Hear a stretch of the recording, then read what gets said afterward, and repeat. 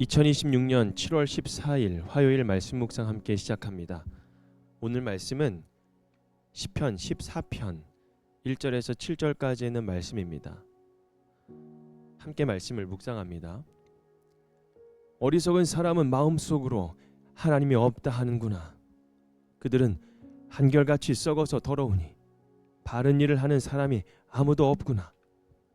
주님께서 하늘에서 사는 사람을 굽어보시면서 지혜로운 사람이 있는지 하나님을 찾는 사람이 있는지를 살펴보신다. 너희 모두는 다른 길로 빗나가서 하나같이 썩었으니 착한 일을 하는 사람이 하나도 없구나. 죄악을 행하는 자는 다 무지한 자냐? 그들이 밥 먹듯이 내 백성을 먹으면서 나 주를 부르지 않는구나. 하나님이 의인의 편이시니 행악자가 크게 두려워한다. 행악자는 가난한 사람의 계획을 늘 좌절시키지만 주님은 가난한 사람을 보호하신다. 하나님, 시온에서 나오셔서 이스라엘을 구원하여 주십시오. 주님께서 당신의 백성을 그들의 땅으로 되돌려 보내실 때에 야곱은 기뻐하고 이스라엘은 즐거워할 것이다. 아멘. 하나님이 없다고 하는 이들에게 라는 주제로 함께 말씀을 묵상합니다. 오늘 시편 이 14편은 매우 강한 선언으로 시작을 하죠. 어리석은 사람은 마음속으로 하나님이 없다 하는구나. 여러분, 여기에서 말하는 어리석은 사람은 단순히 지식이 부족하거나 세상 경험이 없는 사람을 뜻하지 않습니다. 성경이 말하는 어리석음은 하나님을 인정하지 않는 겁니다. 하나님의 뜻과 상관없이 자기 욕심대로 살아가는 태도를 말합니다. 입술로는 하나님이 계신다라고 말하면서 삶에서는 하나님이 보이지 않는 것처럼 행동할 수 있습니다. 예배는 드리지만 중요한 결정을 내릴 때 하나님을 찾지 않고 내 편리함과 내 마음대로, 내 욕심대로 따라 살아가는 거죠. 다른 사람의 아픔을 외면하면서도 아무렇지 않다고 하면 여러분, 그것 역시 하나님이 없는 것처럼 살아가는 모습일 수도 있습니다. 그렇다면 오늘 말씀은 우리에게 딱 한 가지를 질문합니다. 하나님이 계심을 믿는 사람은 어떻게 살아야 될까? 먼저 하나님을 찾는 사람이 지혜로운 사람입니다. 오늘 1절에 어리석은 사람은 마음속으로 하나님이 없다 하는구나 라고 고백했죠. 그들을 단지 하나님의 존재를 이론적으로 부정하는 사람들이 아닙니다. 하나님을 삶에서 밀어내고 자기 자신의 삶의 주인으로 삼는 사람들. 하나님이 없다고 생각하면 사람은 자기의 욕망을 제어할 수 있는 기준이 없어지는 것입니다. 내가 원하는 것이 옳은 것이 되고 나에게 유리한 것이 선한 것이 되고, 그래서 본문은 그들이 썩어서 더럽고 바른 일을 하는 사람이 없다라고 얘기하죠. 그러나 하나님은 하늘에서 사람을 굽어보시면서 찾는다고 고백하십니다. 하나님께서 찾으시는 지혜로운 사람은 모든 것을 알고 실수하지 않는 사람이 아닙니다. 자신의 부족함을 인정하고 하나님을 찾는 사람, 이해되지 않는 상황에서도 하나님의 뜻을 구하고 중요한 선택 앞에서 먼저 기도하는 사람이 바로 지혜로운 사람입니다. 반대로 하나님을 찾지 않는 사람은 결국 자신의 생각과 욕심을 따라 다른 길로 빗나가게 되는 겁니다. 3절에 너희 모두는 다른 길로 빗나가서 하나같이 썩었으니 착한 일을 하는 사람이 하나도 없다. 여러분, 이 말씀은 하나님을 믿지 않는 사람들만을 향한 정죄가 아닙니다. 우리 모두가 하나님을 떠날 때 얼마나 쉽게 잘못된 길로 갈 수 있는지를 보여주고 있는 것입니다. 그래서 우리가 한번 스스로를 물어봐야 됩니다. 나는 진짜 하나님을 찾고 있는가? 내 생각을 하나님보다 앞세우고 있지는 않은가? 내가 원하는 길이 아니라 하나님이 기뻐하시는 길을 구하고 있지는 않은가? 하나님을 찾는 것이 지혜의 시작입니다. 오늘도 말씀을 가까이 하고 기도로 하나님의 뜻을 구하는 저와 여러분이 되기를 바랍니다.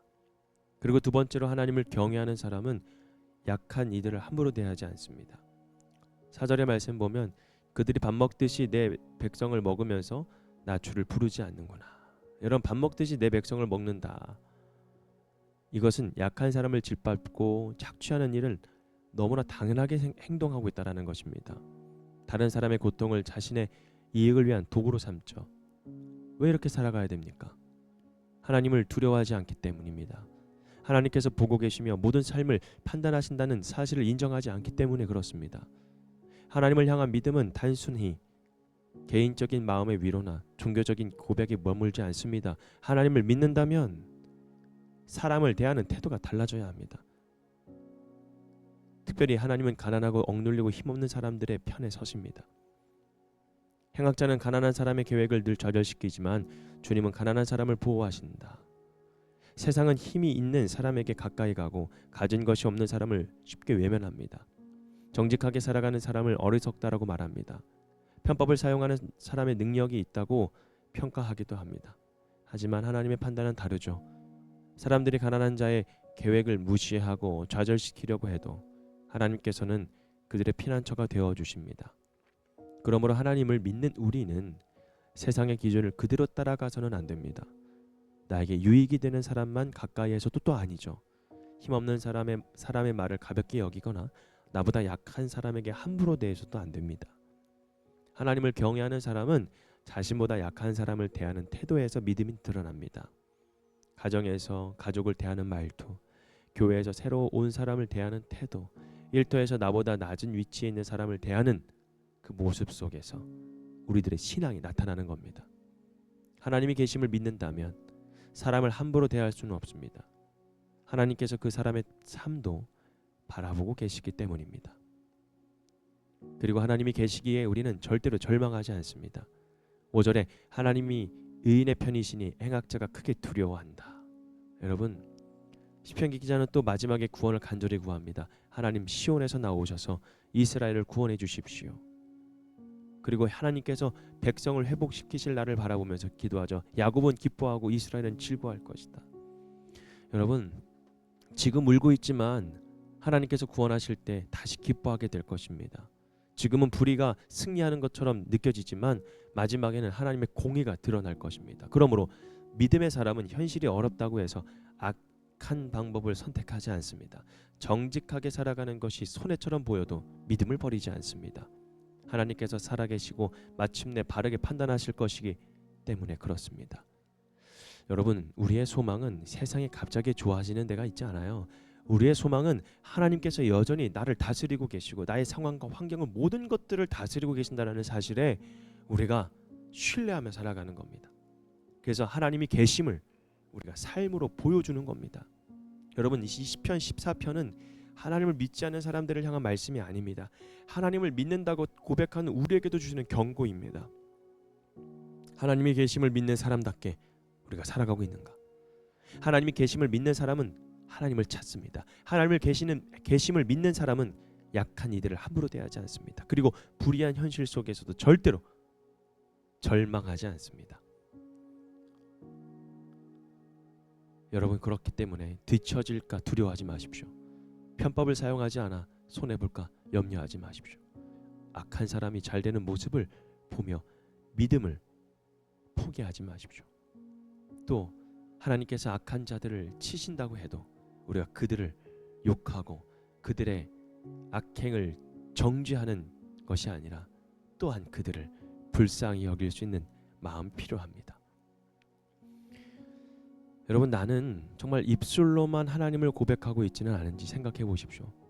중요한 선택과 결정 앞에서 하나님을 찾고 있는지, 나보다 약한 사람, 가난한 사람, 도움이 필요한 사람을 나는 어떤 태도로 대하고 있는지, 오늘도 불의한 방법을 따르지 않고 하나님께서 보고 계심을 믿으면서 정직한 바른 길을 걸어가는 저와 여러분이 되기를 주님의 이름으로 축복합니다. 말씀 묵상 마치겠습니다.